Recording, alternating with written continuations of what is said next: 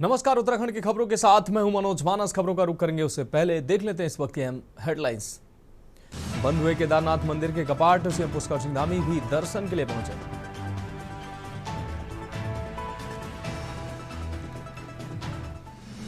भाई दूज पर खटीमा पहुंचे सीएम धामी, हेलीपैड पर ही सुनी जनता की समस्या।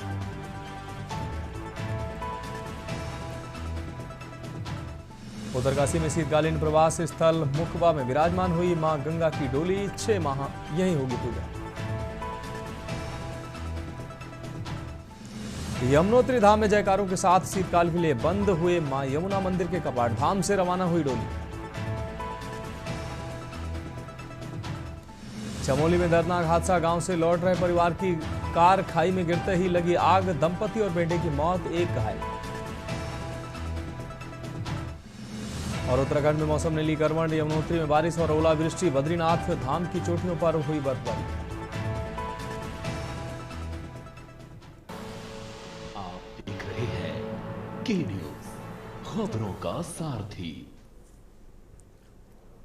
और अब खबरें विस्तार से। उत्तराखंड के विश्व प्रसिद्ध चार धाम शीतकाल के लिए कपाट बंद होने की प्रक्रिया शुरू हो चुकी है, जिसमें कल गंगोत्री धाम के कपाट बंद कर दिए गए थे और आज केदारनाथ धाम व यमुनोत्री धाम के कपाट भाई दूज के पावन पर्व के अवसर पर 8:30 बजे व 12:30 बजे वैदिक मंत्रोच्चार और धार्मिक परंपराओं के साथ शीतकाल के लिए बंद कर दिए गए। हजारों श्रद्धालुओं ने बाबा के दर्शन के इस दौरान पूरी केदार घाटी हर हर महादेव और जय बाबा केदार के जयघोष से गूंज उठी। इस मौके पर मुख्यमंत्री धामी भी मौजूद रहे, जिसके बाद अगले 6 माह तक बाबा केदार की पूजा शीतकालीन गद्दी स्थल यानी कि ओंकारेश्वर मंदिर ऊखी मठ में होगी। बुधवार को केदारनाथ भवन की आपको बता दें, केदारनाथ भगवान की चल विग्रह पंचमुखी डोली को मंदिर के सभा मंडल में विराजमान कर दिया गया था। मंदिर के कपाट बंद होने की प्रक्रिया विशेष पूजाओं के साथ सुबह 4 बजे से शुरू हो गई थी। आज सबसे पहले केदारनाथ भगवान की चल विग्रह पंचमुखी डोली को सभा मंडप से बाहर लाया गया, जिसके बाद डोली को मंदिर की परिक्रमा कराई गई। परिक्रमा के बाद जयकारों के साथ मंदिर के कपाट बंद कर दिए गए। आज अपने भक्तों के साथ बाबा केदार की डोली रात्रि प्रवास के लिए रामपुर पहुंचेगी। केदारनाथ मंदिर के कपाट बंद होने के मौके पर मुख्यमंत्री पुष्कर सिंह धामी, बीकेटीसी अध्यक्ष हेमंत द्विवेदी के साथ बड़ी संख्या में श्रद्धालु मौजूद रहे। आपको बता दें कि इस वर्ष केदारनाथ यात्रा के दौरान 17,39,000 श्रद्धालुओं ने बाबा केदार के दर्शन कर पुण्य अर्जित किया है। शुरुआत से ही केदारनाथ के दर्शनों के लिए तीर्थयात्रियों का रेला उमड़ पड़ा। बीते बुधवार को भी 5,000 से अधिक श्रद्धालु केदारनाथ के दर्शनों के लिए पहुंचे। केदारनाथ में अब कड़ाके की ठंड पड़ने लगी है। बुधवार को यहां दोपहर बाद कोहरा छाया रहा, जिससे तीर्थयात्री शाम को ही कमरों में चले गए। इसी के चलते आज यमुनोत्री में मां यमुना मंदिर के कपाट 12:30 बजे शीतकाल के लिए बंद कर दिए गए। इसके बाद मां यमुना की उत्सव मूर्ति के दर्शन खरसाली गांव में होंगे, जबकि इस बार की चारधाम यात्रा बहुत ही चुनौतीपूर्ण रही। कई आपदाओं के बीच इस यात्रा को चलाना सरकार के लिए भी एक कठिन घड़ी रही। ये रिपोर्ट दिखाते हैं आपको। उत्तराखंड के विश्व प्रसिद्ध चार धाम यात्रा अपने अंतिम पड़ाव पर आ चुकी है। गंगोत्री धाम, केदारनाथ धाम और यमुनोत्री धाम के कपाट बंद हो चुके हैं। इसके बाद आगामी 25 नवंबर को बद्रीनाथ धाम के कपाट बंद हो जाएंगे। इसके साथ ही इस साल की चार धाम यात्रा का समापन हो जाएगा। लेकिन इस बार यात्रा श्रद्धा से ज्यादा आपदा और चुनौती के लिए याद रखी जाएगी। धराली सहित कई आपदा ने इस बार की यात्रा में उत्तराखंड को कई गहरे जख्म दिए। आंकड़े बताते हैं कि चार धाम यात्रा के दौरान अब तक मंदिर परिसरों में ही 188 श्रद्धालुओं की मौत हो चुकी है, जबकि आपदा की वजह से 129 लोगों की जानें भी गई हैं। दुख की बात यह है कि 85 से ज्यादा लोग अभी भी लापता हैं। इसके बावजूद श्रद्धालुओं की आस्था डिगी नहीं। करीब 49 लाख भक्तों ने अभी तक चारों धाम के दर्शन कर चुके हैं, जो इस कठिन यात्रा की विशालता और भक्ति के जज्बे को भी दर्शाता है। भले ही कपाट बंद हो रहे हों, लेकिन सरकारी तंत्र अभी भी अगले साल होने वाली चार धाम यात्रा की तैयारियों में जुट गया है। इस बार यात्रा काल के दौरान भारी बारिश, भूस्खलन और अलग घटनाओं ने प्रशासन के सामने बड़ी चुनौतियां दी हैं। कई जगहों पर मार्ग बंद हो गए तो यात्रियों को घंटों फंसे रहना पड़ा। केदारनाथ धाम में तो कई बार मौसम इतना खराब हुआ कि हेलीकॉप्टर सेवाओं को भी रोकना पड़ा। धराली, गंगोत्री और यमुनोत्री क्षेत्रों में लगातार बारिश ने जनजीवन को अस्त व्यस्त कर दिया था।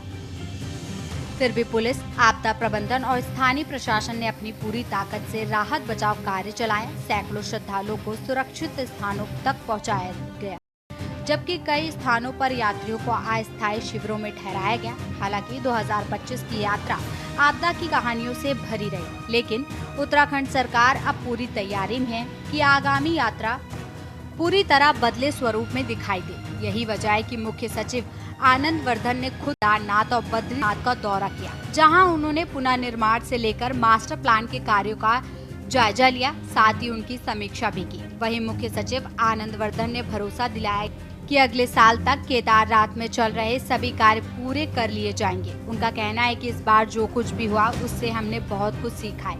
अगले साल ऐसी स्थिति दोबारा न हो, इसके लिए सभी विभागों को निर्देश दिए गए हैं। यात्रा मार्ग, स्वास्थ्य सेवाएं, आवास व्यवस्था और मौसम पूर्वानुमान तंत्र को और मजबूत किया जाएगा। केदारनाथ धाम में वर्तमान में घाटों का निर्माण कार्य तेजी से चल रहा है। श्रद्धालुओं के लिए ध्यान केंद्र, विश्राम स्थल और आधुनिक सुविधाओं से युक्त परिसर तैयार किया जा रहा है। इसी तरह बद्रीनाथ में भी मास्टर प्लान के तहत बड़े स्तर पर कार्य हो रहा है। अनुमान है कि अगले साल तक बद्रीनाथ धाम पर लगभग 80% काम पूरा हो जाएगा। स्मार्ट तरीके से बनाई जा रही इन योजनाओं का मकसद केवल धार्मिक सुविधा नहीं, बल्कि पर्यावरणीय संतुलन और सुरक्षा को भी ध्यान में रखना है। सरकार का उद्देश्य है कि आने वाले समय में चार धाम यात्रा केवल आस्था का नहीं, बल्कि सुरक्षा और विकसित यात्रा का प्रतीक बने।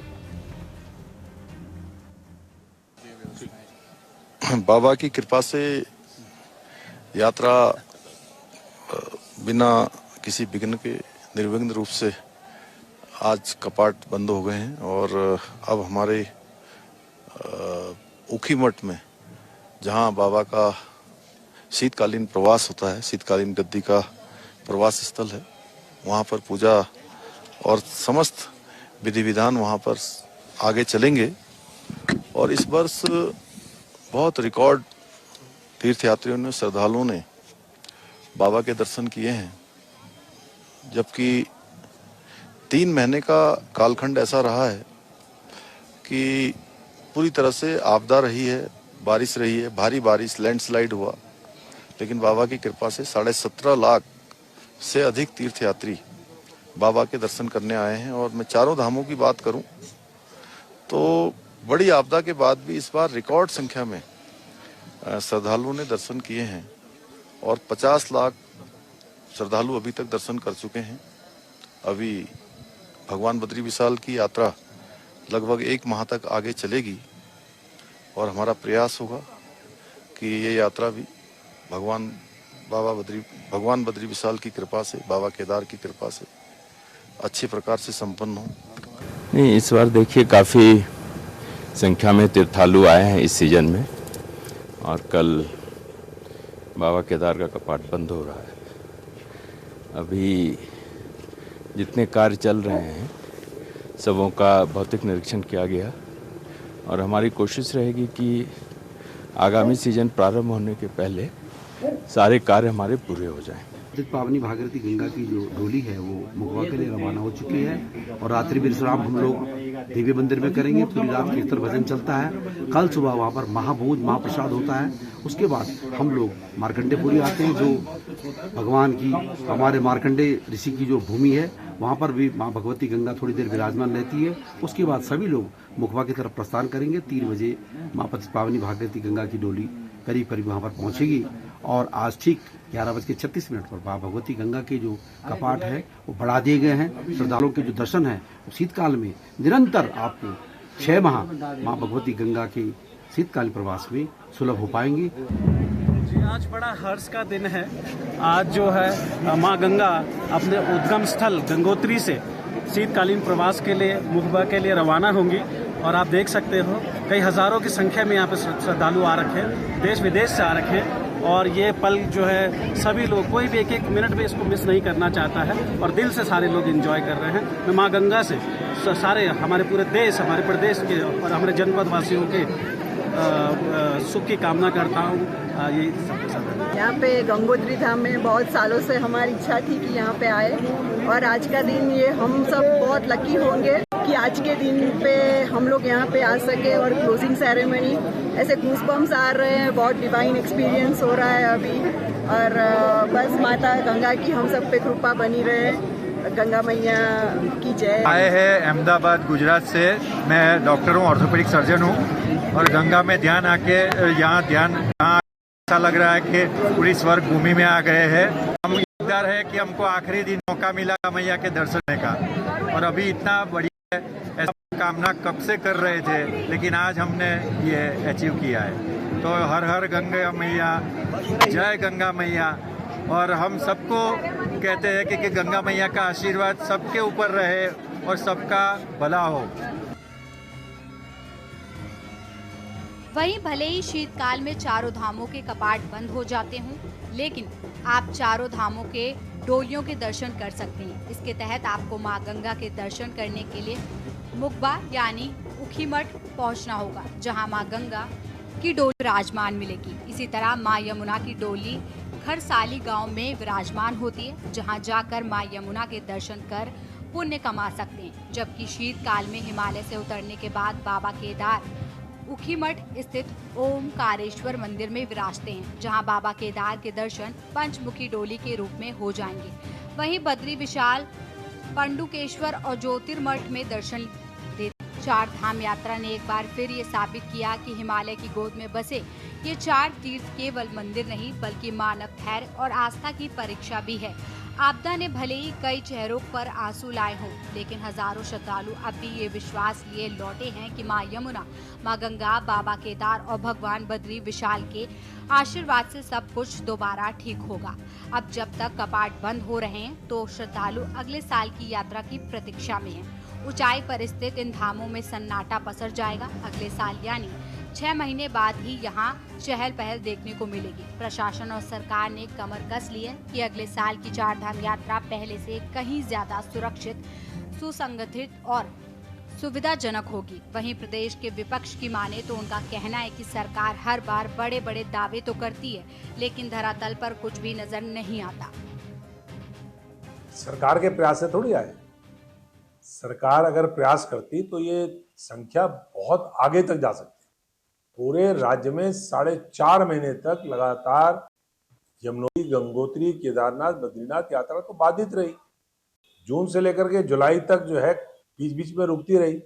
जुलाई से लेकर के और अब तक यात्रा पूरी तरह से बंद रही। अक्टूबर के पहले हफ्ते में खुली है यात्रा। तो 4.5 महीने जहां यात्रा बाधित रही, सरकार काहे की पीठ थपथपा रही है। सरकार जो आंकड़ा बता रही है, ये आंकड़ा बहुत आगे तक जाता अगर रास्ते ठीक होते। सारे चारों धाम के यात्रा के रूट ध्वस्त पड़े हुए, जगह जगह सड़कें वॉश आउट, जगह जगह लैंडस्लाइड, जगह जगह चट्टाने गिरने की घटनाएं। इतना बुरा हाल पूरी सड़कों का था पूरे प्रदेश के अंदर। मैं समझता हूं कि चारों धामों का जो इस बार व्यवस्था थी, जितनी खराब व्यवस्था इस बार थी, अगर वो व्यवस्था अच्छी होती तो मैं समझता हूं संख्या बहुत आगे तक जाती। उत्तराखंड एक देवभूमि है और यहाँ पर जगह जगह से दर्शकों का आना, या हम यूँ कहें कि इसको पर्यटन के लिए आना, ये स्वाभाविक है। ऐसी स्थिति में जब धामी सरकार आंकड़े बताती है तो ये एक जुमले हैं, क्योंकि जो तमाम यात्राओं में जो असुविधाएं रहे हैं, हमारे उत्तराखंड क्रांति दल के लोगों ने उसको बार बार उनको सुझाव दिए हैं कि जगह जगह जो व्यवस्थाएं उनको सुचारू रूप से ठीक किए, यात्रियों को असुविधा हो रही है उसको ठीक की जाए। तो कुल मिलाकर के उत्तराखंड क्रांति दल अतिथि देवो भव की तर्ज पर काम करता है, हमेशा इसमें काम करता रहेगा। और हम मानते हैं कि जो भी अतिथि हमारे इस प्रदेश में जो तीर्थाटन के लिए आते हैं, वो उनका हर यात्रा सुगम हो। कि माननीय मुख्यमंत्री पुष्कर सिंह धामी जी के नेतृत्व में जो चार धाम यात्रा हमारी हुई है, उसमें एक बेहतर प्रबंधन के नाते और जितनी भी मूलभूत सुविधाएं यात्रियों को हो सकती थी, उसको देने के कारण से संपूर्ण देश भर से यहाँ पर यात्री आए। और आप सब लोग जानते हैं कि इस वर्ष उत्तराखंड में दैवीय आपदा की मार बहुत अधिक रही। उसके पश्चात भी एक बड़ी संख्या में तीर्थयात्रियों का यहाँ आना, ये कहीं ना कहीं जो बेहतर प्रबंधन है उसको परिलक्षित करता है। इस साल अनुमानित 50 लाख श्रद्धालुओं ने चार धाम यात्रा के दर्शन कर लिए। उम्मीद है कि अगले साल आस्था की इस धारा में एक बार फिर जब भक्त हिमालय की घाटियों में हर हर महादेव और जय बद्री विशाल के जयकारे लगाएंगे तो उनके साथ न केवल भक्ति की शक्ति होगी बल्कि एक नई व्यवस्था और सुरक्षित यात्रा का आत्मविश्वास भी होगा।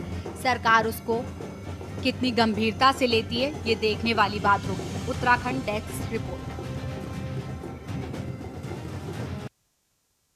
तो फिलहाल उत्तराखंड की खबरों में वक्त एक अहम ब्रेक का है, जल्द हाजिर होंगे। आप देख रहे हैं के न्यूज, खबरों का सारथी।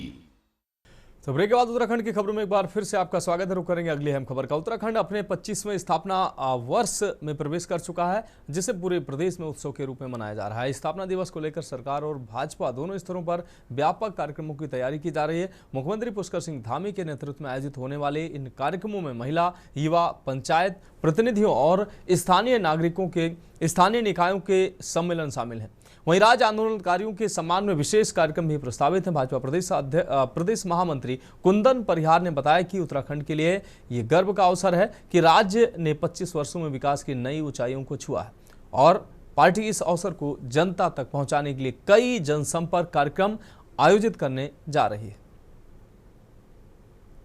देखिए, उत्तराखंड अपने 25वें वर्ष में प्रवेश कर रहा है और इस 25वें वर्ष में सरकार के द्वारा अनेक कार्यक्रम यहाँ पर आयोजित किए गए।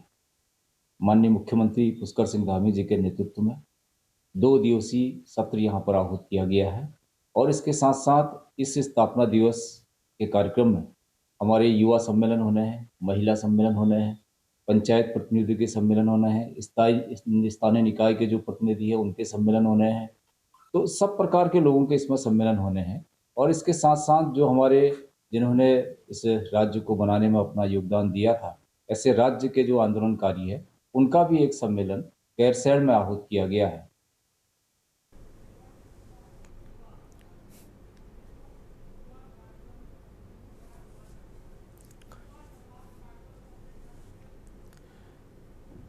और इस दौरान युवा संवाद कार्यक्रम में मुख्यमंत्री पुष्कर सिंह धामी क्या कुछ कहना आपको सुना देते हैं। और आज इस विशिष्ट मुख्य सेवक युवा संवाद इस कार्यक्रम में मैं आप सभी का, आवाज आ रही, पीछे तक नहीं आ रही,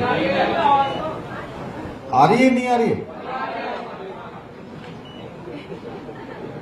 आप सभी का मैं हृदय से बहुत स्वागत करता हूं। आप सबका मैं अभी यहाँ बहुत शॉर्ट नोटिस में यहाँ पर उपस्थित हुए हैं और आप सब लोगों ने बहुत अच्छे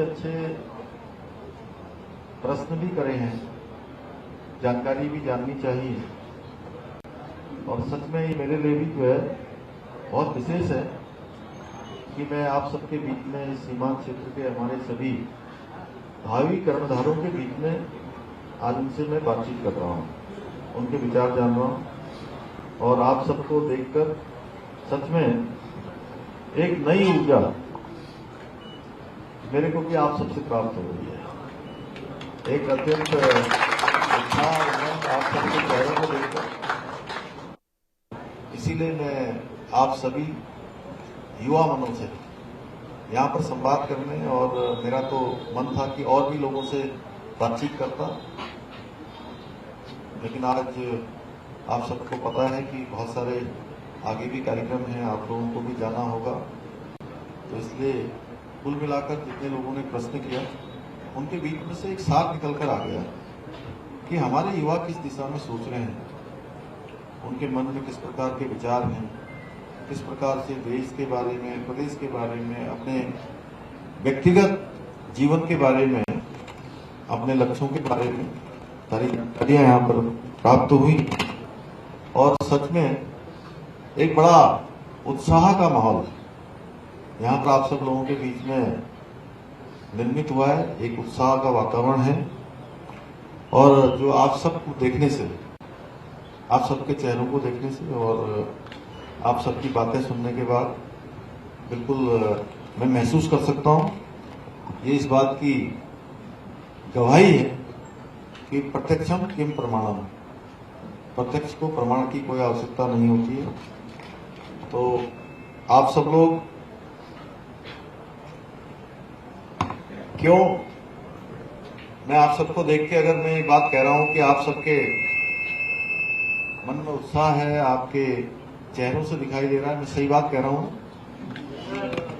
अरे जोर से तो बोलिए, सही कह रहा हूं? बहुत अच्छा। बताओ आप सब लोग मोबाइल में कितना टाइम लगाते हो? चैट कितनी करते हैं?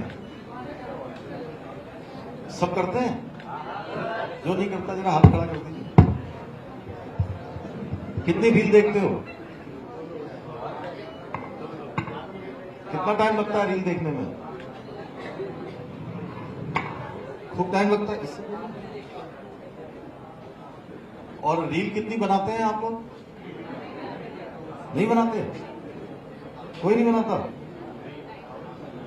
चलिए अच्छा है, ये सब करिए, लेकिन इसके साथ साथ जो अपना मुख्य ध्येय है, हमारे जीवन का जो उद्देश्य है, जो हमारा लक्ष्य है, उसको याद रखिए कि आपको लेकर आपके माता पिता ने, आपके शिक्षकों ने, गुरुजनों ने बहुत सारे सपने देखे होंगे। उन सपनों को भी आपने आगे बढ़ाना है, उन सपनों को भी अपने जीवन में पूरा करना है और अपनी पढ़ाई लिखाई, अपना स्किल, इसको लगातार जारी रखना है, लगातार जारी रखना है, लगातार सीखते रहना है। ठीक है ना? सीखते रहेंगे? हर्षिता राणा बोलो, सीखते रहेंगे? तो सीखते रहना है, क्योंकि ये सीखने का, पढ़ने का और ऐसे जिस कक्षा में आप लोग जाते हो, कोई बीए में है, कोई बीएससी में है, कोई बीकॉम में है, कोई उससे आगे वाली क्लासों में है, मैं जिनका नाम नहीं ले रहा हूं, तो ऐसे बैठकर पढ़ने का समय आपको नहीं मिल सकता। अगर मैं भी सोचूं कि आपके जैसे मैं स्टूडेंट बनाऊं तो क्या बन सकता हूं क्या? ये हमारे डीएम साहब हैं, नितिन भदौरिया जी, देखिए आईएएस की परीक्षा में पास करके हैं, भारत की जो सबसे बड़ी सिविल सर्विसेज की परीक्षा में पास करके आज देश को सेवा दे रहे हैं। उधम सिंह नगर के कलेक्टर हैं, उनके पीछे वो मनीष हैं, ये चंपावत में कलेक्टर हैं, ये हमारे मणिकांत मिश्रा हैं, ये अपने आईपीएस में सेवा दे रहे हैं पूरे यहाँ के। बढ़ेंगे अगली खबर की ओर। खबर खटीमा से है, जहां लोहिया हेड स्थित हेलीपैड पहुंचने पर मुख्यमंत्री पुष्कर सिंह धामी का जोरदार स्वागत हुआ। जन प्रतिनिधियों सहित बड़ी संख्या में जुटे लोगों ने पुष्प गुच्छ भेंट कर गर्मजोशी से अपने चहेते सीएम का स्वागत किया। इस दौरान मुख्यमंत्री ने जन समस्याएं सुनते हुए मौके पर मौजूद अधिकारियों को त्वरित समाधान के निर्देश जारी किए। स्वागत करने वालों में जिला पंचायत अध्यक्ष अजय मौर्य, नगर पालिका अध्यक्ष रमेश चंद्र जोशी, पंतनगर विश्वविद्यालय की VC doctor Manmohan Singh Chauhan, DM Nitin Singh Bhadauria, SSP Manikant Mishra, SP city doctor Uttam Singh Negi, ADM Pankaj Upadhyay व एसडीएम तुषार सैनी सहित कई अधिकारियों के साथ अन्य जनप्रतिनिधि व अन्य लोग मौजूद रहे।